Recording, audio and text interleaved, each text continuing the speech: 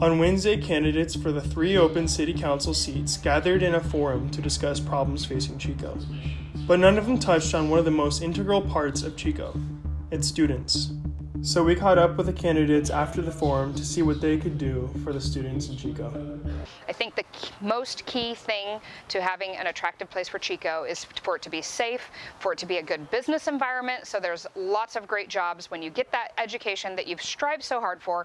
I really think that housing is probably one of the biggest things that we need to touch base on. So making sure that we have proper product and housing type in the mix, and enough of it is going to help bring that dollar amount down. So I've tried to take the lead on student safety. One of the issues that we did was in 2015 when a Chico State student was killed at 7th and Chestnut Streets.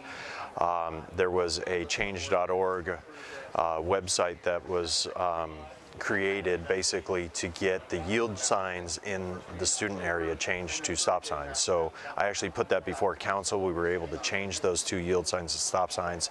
I think one thing that the city can do to be helpful to the students of Chico State is to continue to have the students of Chico State bring their voice to the city council.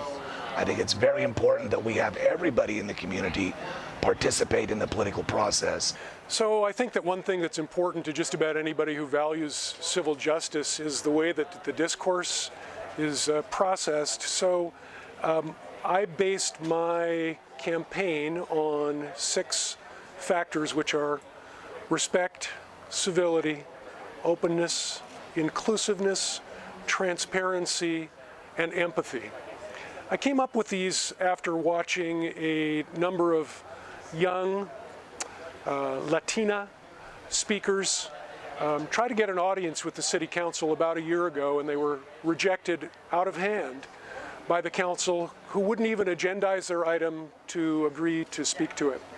In terms of specific things I do, I'd like to see improved lighting in the access way from, say, Nord Avenue onto campus and around campus and then into downtown. I think we need to make sure that students feel safe and secure in our community. We also just need to embrace the important economic impact that students have. I think what matters more than knowing the issues is being willing to talk to students about the issues that are impacting their lives, being able to engage students to participate in their civic duty of voting, and meeting students where they're at. So spending time on campus and actually providing some outreach and letting young people know that their voice matters. If I was to have the ultimate power to make some decisions for Chico, one of them would be is that I would blockade the downtown streets on Friday and Saturday night, light them up and provide some kiosk where people could get help without an arrest. So instead of being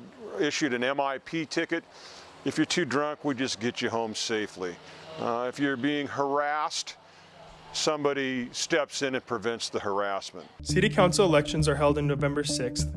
Click below to check out the City Council election website and see the full interviews from after the forum. To find more Orion news, check us out on Twitter, Facebook, and look for our newspapers on campus.